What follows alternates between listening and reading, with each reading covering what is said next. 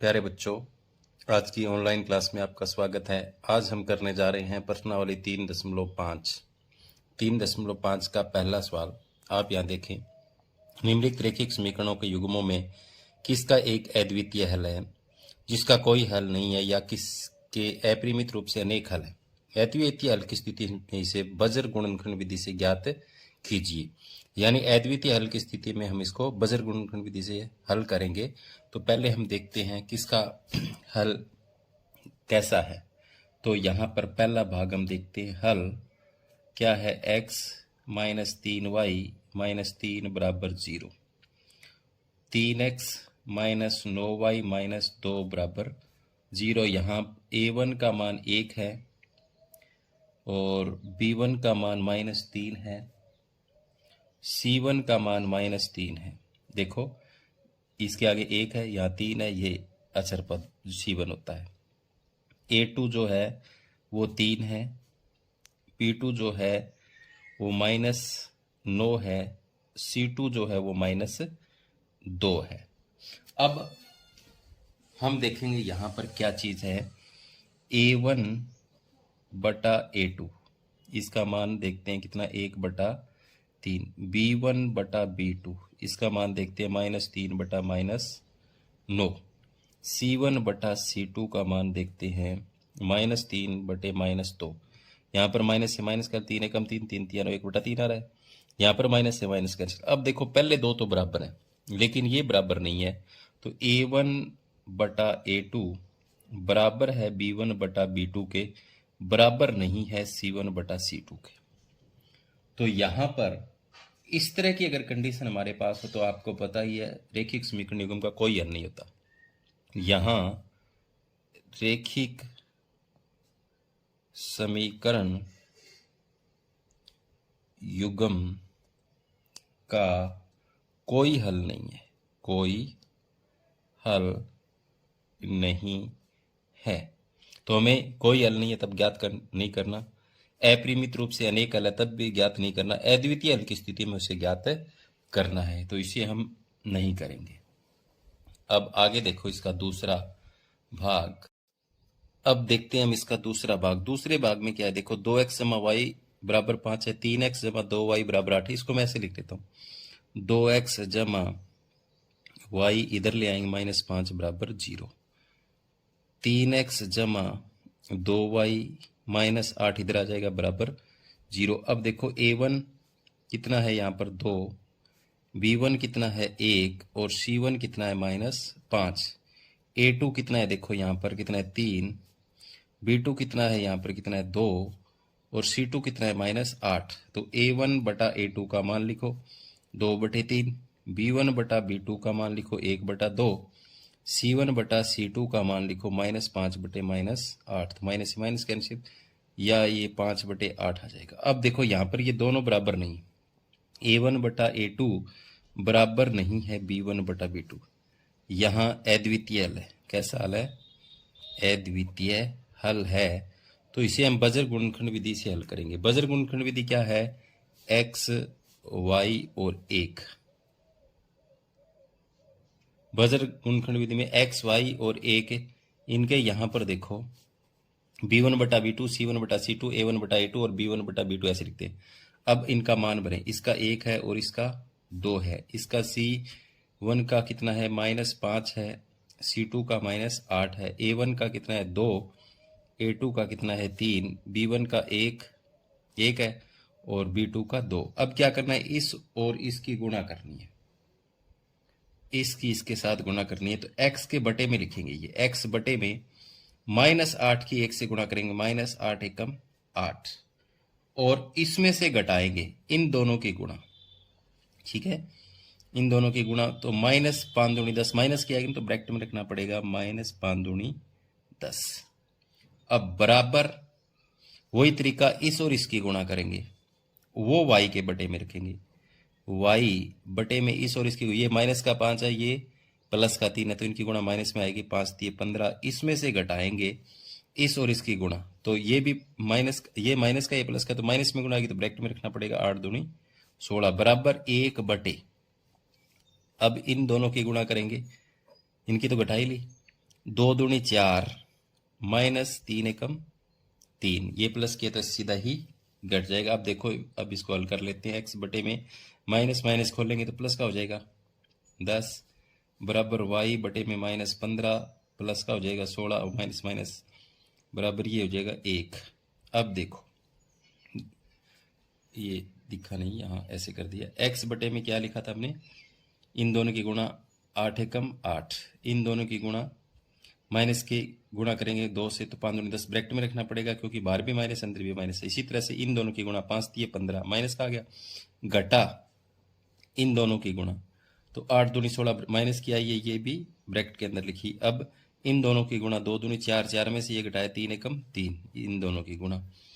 अब देखो ये माइनस माइनस प्लस तो माइनस 8 प्लस 10, इसी तरह से ये माइनस का रहेगा माइनस माइनस प्लस 1/1।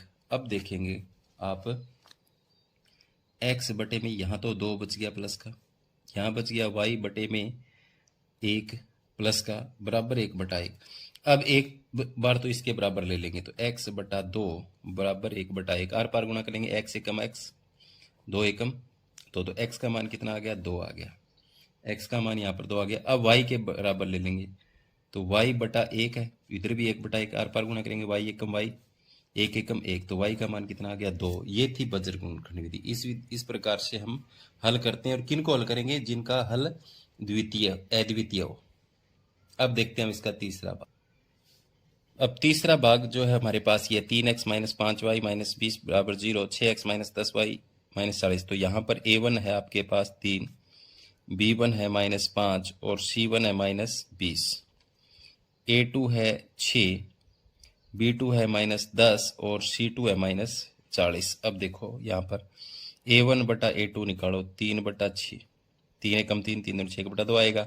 b1 बटा b2 माइनस 5 माइनस 10 तो माइनस माइनस 5 एकम 5, 5 दूनी 1/2 आएगा। c1 बटा c2 तो माइनस 20 माइनस 40 तो माइनस 20 एकम 20, 20 दूनी 40, तीनों ही बराबर आने। a1 बटा a2 बराबर b1 बटा b2 बराबर c1 बटा c2। इस तरह की अगर कंडीशन हो तो इसके अनेक हल होते हैं।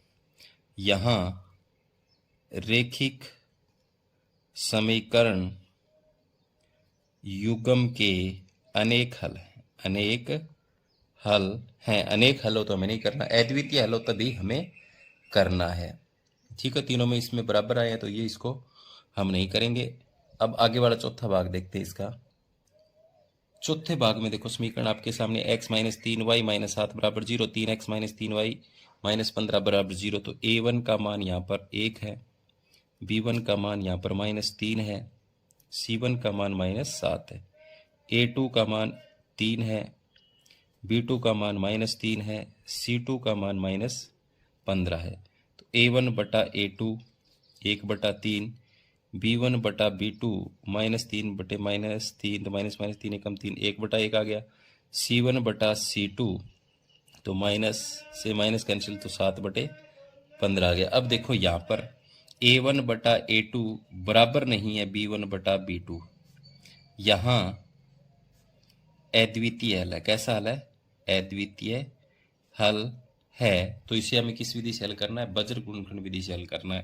तो x यहाँ पर b1 बटा b2 लेना है हमें, यहाँ पर लेना है c1 बटा c2 और फिर लेना a1 बटा a2 और फिर वापस b1 बटा b2। यहाँ y यहाँ 1।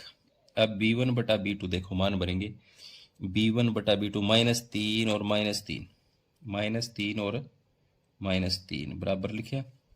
c1 और c2 का मान लिखेंगे तो -7 -15 तो -7 -15। a1 बटा a2 का 1 है, यहाँ पर 3 है। b1 बटा b2 का देख लो, यहाँ पर -3 और -3 है।